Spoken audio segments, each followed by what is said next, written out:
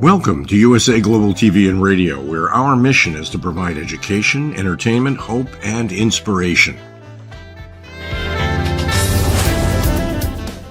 USA Global TV and Radio connects you with experts and audiences all around the world every single day to help you succeed in business and to live a richer life. Visit us at usaglobaltv.com to learn about career and life-changing training and mentoring programs like the Listening Mentor. Subscribe to our newsletter to stay informed about our special programs and offers. Discover how you can become a guest on one of our shows or a host or producer of a USA Global TV and Radio show of your very own.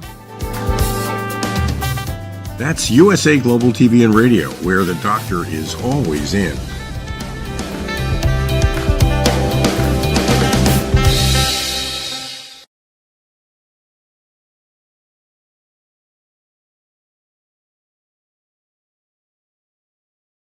Hello and welcome to USA Global TV and Radio. I am Tracy Cram Perkins, and our show today is Dementia Home Care. I invite you to subscribe to our YouTube channel at USA Global TV and Radio. I am a four-time dementia caregiving survivor and the author of Dementia Home Care, How to Prepare Before, During, and After. And joining me today, and I'm so excited about this, is the wonderful Dr. JACALYN KERBECK, founder, president, and chief listening officer here at USA Global TV. Welcome, Dr. JACALYN. Thank you so much, Tracy. It's so good to be here. I am so excited to have you on the show with me today. I'm excited as well. I'm not used to being on the other side of the microphone. If it's all right if I explain a little bit about our background here, Dr. JACALYN first invited me onto the show and then gave me this show, and oh my gosh, she has coached me all the way through this. This has been so wonderful. She is also a fellow dementia caregiving survivor, and so today we're going to have a little bit of a Q&A. Yeah, I'm so excited, Tracy. And by the way, I have your book here, which absolutely has been a savior for me and so many people. I actually just lent it to a friend of mine who's going through a similar situation, and we know how upsetting it can be. Actually, my mom, I actually took her to the hospital. Saturday would be a year. And so a lot of emotions coming up. But there are so many people that I've been in contact with, that I've met recently, that are going through a situation where someone they love has dementia. And it's a tough road. Okay, so you and I have bonded over this because it is something that is, as you said, it's a very tough road. It's very difficult to know where to turn. Now that you have actually lived through this, how is this helping you help other people? That's such a good question, Tracy. Thank you for asking that. I think the one thing that comes to mind right away is that I made mistakes, and there were things I didn't know, and there were signs that I didn't see that obviously, before we knew that she had dementia. And I think when I hearing some of my friends and what they're going through, I'm listening and waiting for them to ask, is there, what was your experience like? And they do ask. And I just share with them that I was very angry at times. I was very confused and frustrated. And now, because of reading your book and because of this show that you're doing and all the people that you brought here, I have a different perspective on it. So I would say that my perspective has changed greatly. So I understand that you now feel like you're going to be doing some advocacy for Alzheimer's people. So can you tell us about that a little bit? Absolutely. This is kind of interesting, I think, because I was working on a commercial for you, because you did a presentation at our reunion show and it was so well received. I thought we really need to get this, so we're running it all the time. And I went over to the Alzheimer's website to get their phone number and to get their web address that I could copy and paste onto the sponsorship. And I saw they were having a walk coming up in November in Boca Raton, Florida. And I thought, oh my gosh, this is meant to be. I'm supposed to do this walk.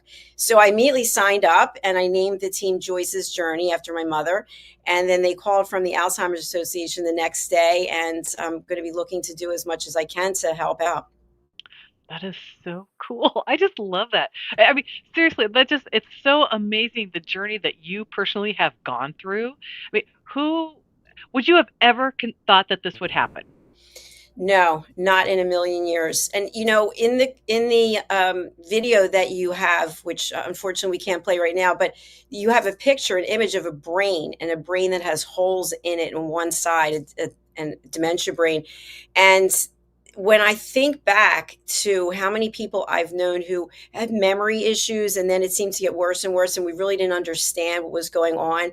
I feel like now, because of what you've done, really, because you're the champion in this area, that you've given people hope and inspiration, and you've given people tools so that they can understand this is what's going on, and here are some things that you can do about it. So I never thought that I would be on this journey.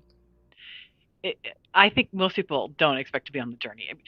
You think about when you first started, you were talking about you didn't understand what was going on with your mom or why she was behaving the way she was. And or even the times when, let's say, you were on the air producing another show and your mom would do something or wander off, or those things happen. I mean, do you mind talking about some of that, because people don't understand? Yeah, no, no, thanks for asking. Yeah, I remember specifically I was broadcasting, and I always have my phone nearby, but it's on silent, and I could see somebody was texting me, and it was a neighbor to let me know that my mother was walking like 5 miles from where we lived. And she was close to getting to 95, I-95. So I had to go and search for her. And even though we had one of those, what are they called? These trackers. Yeah, GPS trackers. Yeah, yeah. Yeah, GPS. I couldn't find her. And meanwhile, it was probably 90 degrees outside. And, for an 83-year-old person to be walking in that kind of heat, and they have dementia, and it was really frightening. And so that was the furthest away she had gone. But just knowing that I was working and I couldn't have my eye on her 24/7, it's really upsetting. Did you change anything in your house after that? I mean, did you like make the doors chime or do anything like that, or how did you deal with it? Well, I did put a sign on the door, "Do not leave." Do not leave. And I did sit down and speak with her, and she realized that she was afraid because she knew she was lost and she didn't know how to get back. So she said that, she wasn't going to go far anymore. And so finally I said, "Well, I'll walk with you." So then I started taking walks with her instead of her going by herself. So as you guys are going through the journey, so you actually drove down with her from New Jersey to Florida. Yes. How did that trip go? Well, in the very beginning, she would repeat herself constantly. "It's a beautiful day out, isn't it? It's a beautiful day. It's a good day for a drive. I'm glad it's not raining." And so I had to literally do some deep breathing and just calm myself down, because, it's already stressful when you're driving. And then she was constantly looking for her purse. "Where's my purse? Where's my purse?" And so I finally just took the purse and, put it on her lap so that she had it. But she was really good. I mean, it's a long drive. She was really good about it. And then we got a flat tire. And that was a whole other story, because we were in the middle of North Carolina, and we weren't really near any place, and there was no one who could help us. But by the grace of God, we ended up getting a repair. And she was good about that too, but she seemed to be very nervous all the time, and which made me sad. That's completely understandable because it's so outside of her routine. Yes. But it sounds like you championed through it really well, considering all the things that happened. Well, Tracy, the funny thing is, on the drive up, we also got a flat tire. So it was on the up and the back, we got a flat tire. And like, that's never happened before. And she had to go through all of that. And at one point, I found a Walmart that actually did tire repairs. And so my mom and I had to go in and wait while they were doing it. And it was really overwhelming for her because it's so big in there. There's so much space and noise and light. And you can just see how the atmosphere, the environment was affecting her. Oh yeah, I don't think people understand. Small spaces feel safe for people with dementia, and so throwing somebody into that, I can see why she would melt down because she would be able to process all the sounds. I mean, Exactly. yeah, I mean, it's for the people in the audience that don't know this, with dementia also comes tinnitus, and it's like tinnitus on steroids. So the buzzing in the ears, and it makes it harder to process some sounds and filter out background noise that you and I take for granted because we've tuned it out.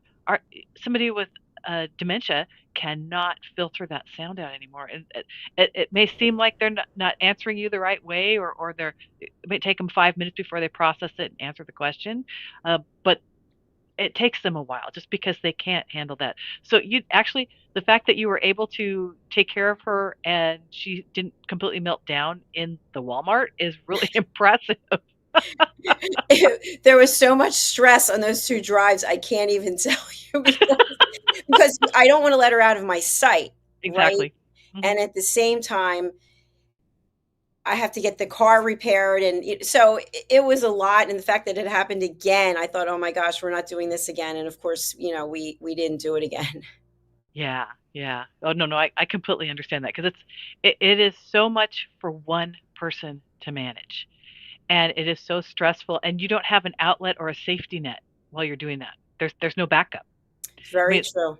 look at what you did with just having to do the first flat tire. I mean, there was no safety net there for you. You had No. nobody you could call. You're in a strange state where you don't know anybody, and this, yeah. I I'm just very I applaud you for that because that is really challenging. I don't think people understand the depth that you have to go through to take care of somebody with dementia. It's very true, and to your point, I still had to work through the whole Mhm. thing, and we had a camera that was in her room so that we could see what she was doing. So my sister was downstairs and I was up here, and we were both watching. And it's hard because I actually watched her die while I was doing one of the shows. I did not know that. I am so Yeah, sorry. thank you. I yeah, that's I can't imagine what that must have felt like for you having to hold it together on the show while that was happening. Well, the funny thing about it is that I had a sense it was going to happen during this. It was during the corner bookstore, and I had just said to the people on the show, because I wasn't on the show, I was producing it, that please don't run over, please. And for whatever reason, I guess it just meant to be, the show ran over by at least, I think, 12 minutes. Oh And no. so I wanted to just end it, but I couldn't. And so it's a memory I'll always have, unfortunately. Well, I hope at some point you will be able to make peace with that, because even though you weren't physically in the room with her, you were still there with her. Yes, Yeah. yes, So, but yeah, and then let's talk about grief because that's another big component that people don't understand. Um, yes. I mean, because grief, for those of you that have never gone through this process yet, uh, never goes away. Grief is also a sign of healing. So don't avoid grieving. And it always helps to have a support group to help guide you through it so that you understand that you're not crazy and that you're not going through this by yourself, but that other people go through this too. And eventually you just learn to live with grief. But when you first lose somebody, like you're just talking about, the 1 year anniversary is probably the hardest thing to get through after somebody dies. And so, do you have a strategy for how you're going to get through that day? Well, I don't have a strategy. It's actually August 24th. And so today I'm in the house in New Jersey where she actually died. And I don't go into that room. Other people have stayed in the room like it's no big deal, but I just can't go in there. So I'll be back in Florida. So I think that might make it a little different because I won't actually be here having those. So I think I'm just going to do something to celebrate her. Excellent. Yeah, I think that's Excellent. what I'll do. Something she liked to go for walks and play tennis. Actually, the funny thing is, Wimbledon was just on. I don't know if you watched it or not, the tennis match, but my No, I mom didn't was watch a huge tennis fan, huge. And so she watched all the tennis matches, and we don't get the channel, the ESPN channel here. And for whatever reason, like I just wanted to watch the final in center court on Sunday in honor of her. And all of a sudden, I was able to get ESPN, even though we don't have a subscription. I watched the final, it. so Oh, I'll wow. do something tennis related or walking related to honor her. Oh, very cool. Very cool. Yeah, when my dad died, they actually had to kick us out of the room and not allow us to be there because every time we would go in and spend the time with him in the last 24 hours of his life, he would come back. And then when we would leave, he would go back onto the dying journey, and then we would come back, and then his oxygen level would go back up. And he didn't want to leave with us, and he didn't want us to be in the room with him when he passed. Is Mm-hmm. basically what was happening, and we didn't realize that at first until one of the counselors was explaining what was going on, and she said, "Say your goodbyes now. Do not come back." And he was gone 2 hours later. Wow. So it was just not understanding the dying process, because for everyone, obviously death is very personal, and sitting there, a lot of us have never experienced death firsthand where we've watched someone pass in front of us, kind of like what you did with your mom on watching it via video, which is, I can't imagine how hard that was for you. But being in there, I had to teach my cousins how to say goodbye because they didn't even know how to say goodbye to someone. They didn't know the importance of touch. They didn't have any understanding of anything about death or connecting with the person who was dying, about talking to them, understanding that they can still hear you all the way up to the end. So Mm. there's a lot of things that go into it that people just don't understand. But also, punishing yourself for not being there for the last minute is is a waste of energy, but it's hard to forgive yourself for that too. I mean, there's so many emotions mixed up in it. It's more the strength of the relationship that you had in the lifetime than it is that final moment. True. Very true. Yeah. The other thing is that I don't think people typically talk about is when you watch someone in a decline, if they're dying over 3 weeks or 2 weeks or whatever it is, you're not prepared. At least we weren't prepared for what actually happens to the body. Yeah. And it's something that you don't forget. I mean, I don't ever remember reading, hey, expect this, and this to happen. But the day that she died, what was so interesting, it was a Thursday, which is one of our busiest days here for production. So before I came up here to produce, she was 2 floors down. I climbed onto her bed because she had the rails, and I just played with her hair and touched her face, and I sang to her. And Oh, that's so cool. but what's interesting is that you don't think you'll have the strength to do it. Like you don't even know how you could possibly do it without crying, but Hmm. somehow I did it. It's amazing. And the other thing is, and I'd love to have your thoughts on this because we've lost other people since then, and I wonder, my mom died of cancer, but she had the dementia, so she didn't know she was sick. She thought she had a cold. So is knowing that you're dying is versus not knowing because you keep forgetting. I'm not sure which is better. I would say if you're forgetting, don't remind them. Um, just take that time and spend it with them because you personally already know that it's coming to an end and they're going to be released from an awful disease. We don't need to keep putting them back into the grief of going, oh my God, I've got cancer. I mean, because they can feel the body shutting down. And if she just thinks she has a cold, then let her think she has a cold. Because, Yes. Yeah. yeah, and you still get to say goodbye. I mean, it's because I'm not God. I can't put a stopper in death. I mean, but I can be there and support those that need the support. And Very true. Very but true. everyone, it's very different for everyone. I'm sorry. Go ahead. Oh no, I was going to say the other thing is that we did hospice at home. So my sister and I actually took care of her, which was, every state has different rules. So in New Jersey, it's basically once you agree to go with hospice care, there's nothing that's going to be done to try to save the person's life Mhm. as opposed to palliative care. At least that's my understanding. And that's a tough road. And I think the point I'm trying to make is that the person's going to die. And at some point, you're even like, please, God, let the suffering stop. I mean, how much Mhm. longer can this go on? And then when they actually die, you knew they were going to die, right? You knew they were suffering. But there's something that happens when they're actually dead, and you're like, it's painful. Mhm. Oh, I have to agree. For each one of my family members, it was very different actually. Um, but with my aunt, which was the last person that I was with, she made me promise her that I would not be in the room when she passed.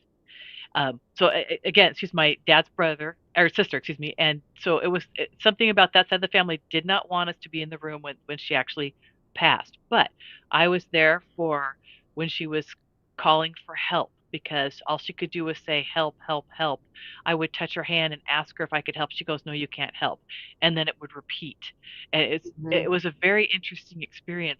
The only part that I really regret, and Sometimes you have a prescient feeling where you experience something and you know that that's going to happen to you again later in life or to somebody else later in life in front of you. Um, she had the Shane Stokes breathing, and if you don't know what that is, that's when you have that gurgly Mm. breathing, and it it sounds like, and they kind of stop, and then all of a sudden they gasp and they start again. So she was doing that. They have a medication that can lessen that, and the hospice nurse prescribed it for her, but she was in a care facility, and the nurse technician that was there taking care of her did not believe it helped, and so she would refuse to administer it. Oh, And no amount of begging or pleading would allow us her would convince her to do that. And she kept telling us it won't help, it won't help, it won't help. So for 24 hours, she was doing this breathing, and and then obviously it stopped. But and yeah. she just said it. Oh, go ahead, go ahead. I'm sorry. That's painful. That's really, It, well, it's, yeah, yeah, but my mom had that too. That's hard to forget, hmm that sound. So, and I wonder what the person, when they're going through that, if they're aware of it or they're in so much pain. I don't know. Yeah, that's one we're not going to know. But Mhm. I'd like to ask you something because you've been on an incredible journey since you wrote your book. Did you expect it to take off the way that it has? Okay, I'll be honest. I hoped it would take off the way that it has. I had no expectations because I did not know. I just, But you wanted it to happen and you put it out there. yeah. Oh, Yeah. absolutely. Yeah. I guess they call it manifesting. I told myself I was going to help 1.8 million people. We're not close to that even yet, but I mean, we've helped over 14,000 so far, plus the book travels. So more than 14,000 people have obviously read it, and I get some of the most amazing emails from people or testimonials that they send to me on Facebook. That just I, I sit behind the scenes and weep. Okay, if you tell me that story, I'm gonna cry. It's just Oh, that's oh, fabulous. How did you come to pick the number 1.8 million? It just came to me. It's kind of like, lightning in a bottle. I have no idea. It just hit me. It said, maybe it was that my angel's talking to me. I have no idea. But the number 1.8 just came into my head and said that's what you will do in your lifetime. So, and if I actually hit that number, then and I'm still alive, I will continue. I think you definitely. Thank you. One of the things that I'd like to just have you share with our audience is what are some of the signs? Because, we all have memory issues. You walk into a room, why did I come in here? What was I doing here? When is it more than that? Oh, when you start noticing that you can't do your normal activities of daily living, so let's say that you're missing paying bills. You think you paid them, you can't pay them.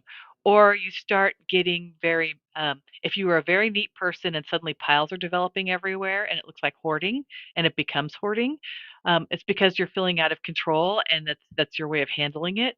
So that's one thing. So not paying bills, not being able to do, if you're still working, not being able to do your normal function at work that you used to be able to do with ease. So if you can't do that anymore, uh, getting lost in places where you've been driving to for years is another really big sign that, okay, if you're starting to get lost and you don't recognize street signs, now that doesn't mean that you went back to your old hometown and they've torn down all the buildings you used to know and they built high rises. Okay, that's a different story. I'm talking about that you drive this road like every week and then you go down it one day and it doesn't look familiar. That is a big sign. Or if you start making poor choices while you are driving and then blame it on everybody else. And you may not recognize that it's you. Like my father, which this is before I knew what was going on, uh, my husband and I had been paying for a storage unit for my parents because they had hit the insurance cap and could no longer afford to pay for anything. So we paid for their storage, thinking we were going to get, this is before we knew we could get them back on their feet or not. And so we paid for the storage unit for 2 years and finally realized, okay, this is not going to work. So my dad and I went down there and we started working on either throwing away the stuff that was broken or selling the stuff to help pay for their medications and pay for their health care, and the stuff they had wasn't really worth that much. but at least something to help because they had no money. They had lost all of their entire life savings to medical because of the insurance cap at the time. Mm. So my mom had hit the 2.5 million and they were done. And they lost their home, they lost all their life savings, all their stock investments, everything was gone to pay for her cancer treatment. So it was a very, very difficult road for them. Well, my dad went down one day and we took his car from his apartment to the storage unit because his car was larger than mine. I drove a little tiny Geo at the time. Um, we're leaving and we pull out onto a street that's 35. He pulls in front of everyone at 5 miles an hour and then goes up to 17. And there's cars behind him honking. And I'm asking him, why is he doing that?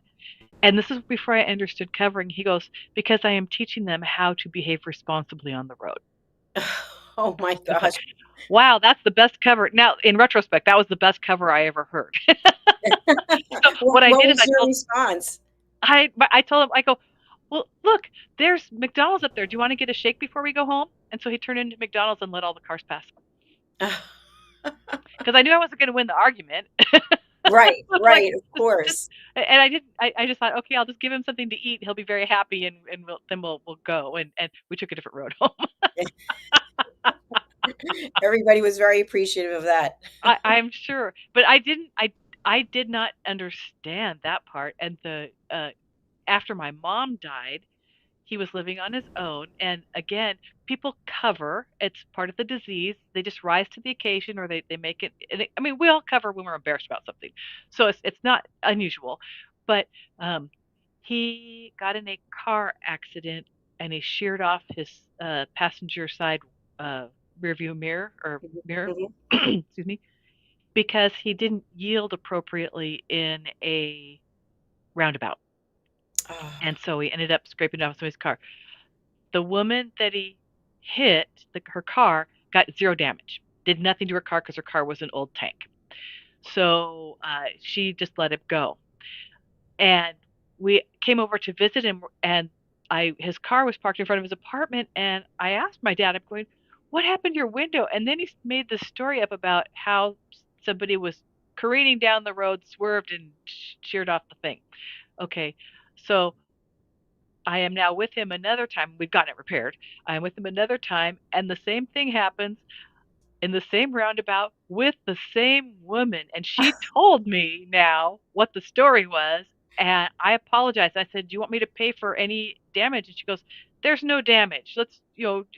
But you might want to talk to me about not driving the car anymore. And that's when we took the car away. But what are the odds of that? Uh, well, I think again, the I don't know what it was, but somebody was watching over us, got us to the right place at the right time, and prevented him from killing someone or getting Right. into an accident where he was killed. So, and perhaps, and I don't know this, but perhaps maybe she had another family member somewhere that had the same problems, and she was experienced and understood. I really don't know, but I know I was so upset about the whole thing. It was really hard for me to keep my composure. Yeah, I'm sure it was.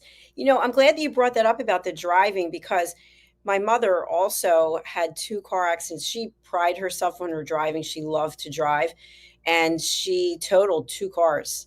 And that was a sign back then. I should have seen it then. But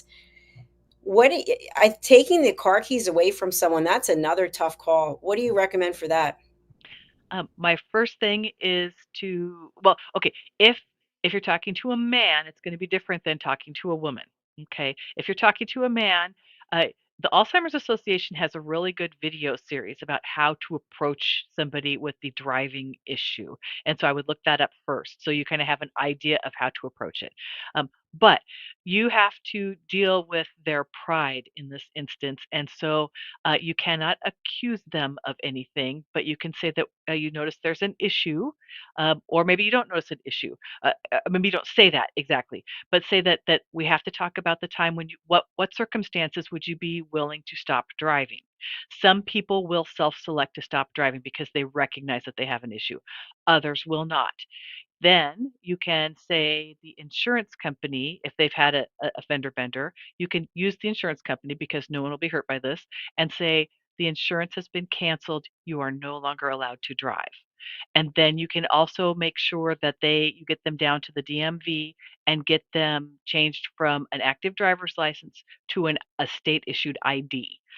Now they won't remember that they can't drive. So then the next step is, depending on the model of car, you can make it non-functional when they are driving it by if it's a car after the year 2000, you can remove the fuel pump fuse, and that will tell the computer in the car that there's no gas, even if but the tank will still show full. So then the car won't start, and then you'll say, "Oh, we'll have to get that taken to the shop." Okay, but then the other thing is, if it's an older car, scatter the keys. Go to a junkyard, get keys that match the make and model of the car you have that do not work in your car, and then take that and scatter it around the house. Then they're going to get exercise, and then they're going to finally give up after they've done it 5 or 6 times and they can't get the car to drive, and then you hold on to the correct keys. So there's a few things you can do. You can ask your doctor to let them know that they can't drive anymore. However, understand that some physicians find that so stressful that it gives them anxiety to do that. So if your physician doesn't want to do that, definitely play the insurance card, because they're human too, the physicians, and they just some of them just can't handle that type of confrontation, or saying something like that. So, and especially since we've ended the pandemic, there's a lot of stress among physicians. So just something to keep in mind. Excellent tips. Thank you for that. What are some other tips that you can give to people for keeping their loved ones safe when they're in the house? So there's lots of things that you can do inside the house depending on what you're trying to do. So remove trip hazards. So if you've got area rugs, if you don't have them taped down to the floor with carpet tape, then remove them, because it's really easy, especially if they get to the point where they are shuffling their feet. The reason they're shuffling their feet is because they can no longer feel the floor under their feet. So they have to do something to maintain contact. So you want to make sure that you don't have something they can trip over. Make sure there's no extension cords out in walking areas, and make sure there's enough area space around furniture. Now, for things that are related to sundowning, make sure that you have window shades, because one of the things is glare in the morning and in the afternoon, especially if you have like shiny floors, can cause hallucinations. So you want to have the shades drawn so that they do not have that issue. But you also want to make sure that you're able to turn the light up. So if you have your light on a dimmer switch, you can turn it up, especially in the afternoon. It will act like the sunlight on the person with dementia's brain, and it will give them more dopamine. They won't feel get stressed and make weird behaviors because they don't understand what's going on around them. It just makes them easier to deal with, and you don't have the awful behaviors that you can experience with somebody who's sundowning. It's not 100% guaranteed. It's different with every single person, but you can try and mix and match. Also, be mindful of black, because black is perceived as a whole by somebody with dementia. So if you've got a black doormat, or if you've got black furniture or black mats in the bathroom, that might be why they are hesitant to use the bathroom or to bathe. That could be one of the issues. So you want to keep away from black, because it does look like a hole, unless you are worried about them wandering off while you are at home working. And you can put a black mat on the inside of all the exit doors. They will perceive the hole. No one wants to fall in the hole. They'll turn around and go find another door to try and get out of. Thank you, Tracy. And something else I'd love to have you touch on is when your loved one with dementia starts saying that they feel things are crawling on them, they feel like they have bugs or something. Have you heard of this? Oh, absolutely. And that's actually kind of common. The bugs are a big deal. Realize that they really are feeling it. Because of the holes in their brain and how they're perceiving it, treat it like the bugs are there. Ask them, tell them you can be honest. Tell them you can't see the bugs, that you know that you can feel them, and that you need their help to find the bugs to take care of it. So if they're feeling that, so you can help wipe off the bugs, you can give them something to help wipe off the bugs, or you can also change them to a different room. Earlier, Dr. Jacqueline, you had mentioned that about you walk in a room and you forget why you walked in there. The same thing happens with the dementia brain. If you change scenes, kind of like a jump scene in a movie, it can change behavior. So walk them to a different room so that you can take care of the bugs, and then they get the emotional needs met. They understand that you are understanding them, that you love them and that you care for them, and that you are going to support them because they are afraid. And fear is an acronym for false evidence appearing real. And realize that this false evidence is very real to them, and they're going through every emotion they would as if they're being attacked by bugs. Thank you, Tracy. So we shouldn't say there aren't any bugs. What are you, crazy? Exactly. You don't want to do that. You want to step into their reality. Yeah, fantastic. So many great tips that you've been sharing. Is there going to be a second book? Is there anything that you didn't include in the first one? Or Well, my publisher has authorized me to actually do an update to this book. I've started doing a little bit of research, but I haven't done that yet. I do plan on doing additional books. Uh, right now, it's going to be a few years before I have a second book out there. But I'm definitely going to do a revised version of the first book because I want to add some things in there about people that are neurodiverse, because it's a different ball of wax to deal with somebody who has dementia and autism, or or ADD or something else. And people don't necessarily know how to handle that, and there's not a lot of experts out there that know how to handle that. So it's something that needs to be added to make people aware, because there's a lot of neurodiversity around us, and or somebody with Down syndrome. We've got people that are living so much longer. It used to be that somebody with Down syndrome would only last to the age of 30. Now we have them up into their 70s. So it's trying to find something to help them, because if they live that long, they will get dementia. and I just was reading somewhere that I think it's one out of every three people is going to live to be over 100 if you were born in certain years. So you were born recently, I guess. So does that mean we're more likely to get dementia? Well, yes and no. Um, it also depends on genetics, lifestyle choices, and the cleanliness of the food that we eat. If we're eating closer to the farm, shall we say, and eating whole grain foods. I mean, basically, if you're doing the Mediterranean diet as opposed to eating at McDonald's every day, you are less likely to develop dementia. If you are learning something new regularly, that gives you what they call cognitive resilience, and it staves off dementia. So if you can teach yourself another language through something like Duolingo, um, anything you can do to make your brain more resilient. Exercise is a huge component, because anything good for the heart is good for the brain, and it will help with your longevity. And what about getting outside? Outside is important. Sunshine's important. Vitamin D, but also avoiding sunburns is another thing, because you don't want to give yourself cancer. Exactly. Exactly. I'm always wearing a huge hat and long sleeves and big glasses. And people are like, you don't have any color. I'm like, I know, I don't want any sun. So it's good to be out there, but I don't want to have to worry about skin cancer Hmm. for sure. Wow. I thank you so much for this opportunity to be here with you today. Well, thank you so much for agreeing to come on with me. I would just love that you're here. I just love watching the growth and all that you've accomplished from sharing your stories of what you've gone through with family members and really putting dementia in the spotlight, because I think it's something that people have been embarrassed about, didn't want to talk about. And now you've put a light on it to give people hope and inspiration, say, okay, this is what it is. How do we deal with it? How do we support our loved one? And how do we take care of ourselves? Eh, Thank you. You've stated that so eloquently, because we need to normalize it, kind of like we've normalized cancer, where cancer used to be a stigma and no one would talk about it. If you bring it out into the open, it makes it easier to deal with, also easier to prevent and get the right information out there. Absolutely. Absolutely. Well, Tracy, it's your show, but we've come to the end for today. So I'm going to just say thank you for having me and let you close out the show. Oh, it looks like Tracy's frozen for the moment. Oh, So are am you I back? frozen? Are you back? I think am I back? No, you're there. You are now. You're back. Okay. All right. So, first of all, thank you, Dr. JACALYN, for joining me. Thank you. And next month we're going to be having Sheila Warnock.